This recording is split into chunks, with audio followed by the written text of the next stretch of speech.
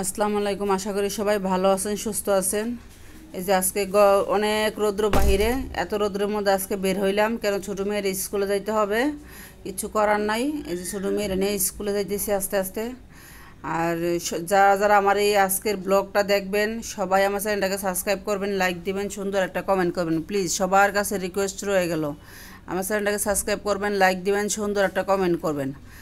আর আমার মেয়ে এখন যাইতেছে, ছোটো মেয়ে বিকারনাথ স্কুলে পড়ে, যে বিকারনাথ স্কুলে যেতেছি দেন, স্কুলের সামনে দেন মানুষ হাইটটা দেবার রাস্তাটাও নাই, বালি ফালাইয়া ভ্যান ডাইকা হকারা দোকান দিল, আবার পেপসি 7 আপের গাড়ি দাঁড়া করাইলো, সব যা আছে সব স্কুলের সামনেই। রাস্তাটা একদম ব্লক, বন্ধ করে রাখছে। আর সময় নাই তো, সেজন্য এখন দেখাইতে পারি নাই, ছুটির সময় দেখাবো, মানে মেয়েরা ঢুকাই দেয়, তারপর যখন চলে যাবো তখন দেখাবো। এই যে দেখেন, এই যে আমার মেয়ে যাইতেছে আস্তে আস্তে ভিতরে। মেয়ে আবার ভিতরে গিয়ে ব্যাগ বলে যে একটু দাঁড়ান, আমি আসতেছি, ব্যাগ রেখে মেয়ে ক্লাসে দৌড়ে এসে পড়ছে, যে অনেক গরম, আমার ভালো লাগতেছে না, আমি আসতেছি। মেয়ে ব্যাগ রেখে এসে পড়ছে। আর এই যে দেখেন স্কুলে কত ফাঁকা, স্কুলে পোলাবা নিয়ে আসেনি, অর্ধেক পোলাবা নিয়ে আসেনি, দেখছেন কত ফাঁকা স্কুল। আবার ওই দেন যমুনা টিভির থেকে আসছে বাচ্চাদের থেকে জানার জন্য যে গরম কেমন লাগতেছে। কোনো বাচ্চা খেলতেছে না, সব বাচ্চা এখানে বসে রয়েছে, মানে জানার জন্য আসছে আর কি, যে গরম কেমন লাগতেছে বা কী আসে বিষয় বাচ্চাদের জন্য কাছে আর কি। এই যে দেখেন পুরাটা স্কুল দেখেন জায়গায় জায়গায় ফাঁকা। কিসের জন্য এত গরমের মধ্যে স্কুলটা খুলছে? স্কুলটা একটু বন্ধ রাখতে ভালো ছিল, গরমটা বাচ্চাদের অসুস্থ হয়ে যাবে, বাচ্চারা একদম সহ্য করার মতো না এত গরম।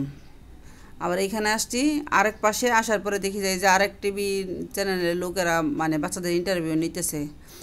বাচ্চারা বলতেছে, ওই যে দেখেন এক ছোটো বাচ্চা বলতেছে, অনেক ছোট কিন্তু কথা বলতেছে অনেকক্ষণ যাবৎ, প্রায় 15-20 মিনিট যাবৎ। সেজন্য দেখলাম আর কি দাঁড়ায় থেকে, যে দেখতে আমি চিন্তা করলাম যে আমি একটুখানি ভিডিও নিয়ে যাই, দেখি বাচ্চাটা কি বলে।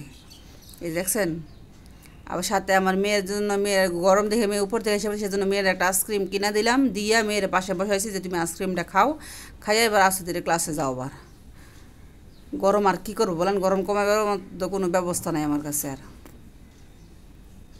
আবার স্কুলে এই যে দিয়া মেয়েরা আস্তে আস্তে চলে যেতেছি বাসার দিকে। দেখেন বিকারণ যাব স্কুলের সাইডে, দেখেন কি বালি হকার, তারপরে এই যে দেখেন মোটা বালি চিকন বালি সব রকমের বালি টালি রেখে মানে ফুটপাথটা বন্ধ করে দিচ্ছে। এখানে যাওয়ার জন্য যে একটা ছোট্ট একটা রাস্তা ছিল, এটা বন্ধ করে দিচ্ছে।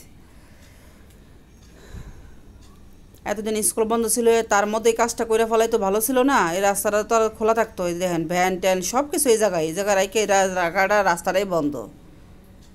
পোলাপান যে স্কুলে যাবে নিরাপদভাবে, এটার ব্যবস্থাটাই নেই, একদম রাস্তা বন্ধ।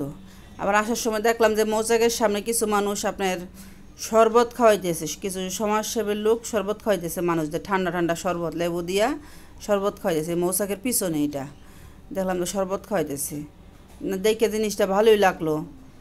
আর এবং যারা আজকে আমার এই ব্লগটা দেখবেন, সবাই আমার চ্যানেলটাকে সাবস্ক্রাইব করবেন, লাইক দিবেন, কমেন্ট করবেন প্লিজ। হ্যাঁ, আর এই বয়সটা দেই নাই কেন, আপু অনেক হাসতেছিল, আপু বলতেছিল যে আপনি ভিডিও করে নিতেছেন। হ্যাঁ, এ দেখেন তারা বড় বড় 2 পাতিল শরবত নিয়ে আসছে লেবু দিয়া, কী জানি একটু লাল কালার এটা, এই যে দেখছেন হালকা লাল কালার। এই যে সবার গ্লাসে বোতলে দেন, এই যে দেন গ্লাসে ঠান্ডা শরবত। এবং যত রিক্সাওয়ালা রাস্তাতে যারা হাইটে দিতেছে সবাই মানে ইয়া করে জিজ্ঞাসা করে নিয়ে নিয়ে খাওয়াইতেছে সবাই।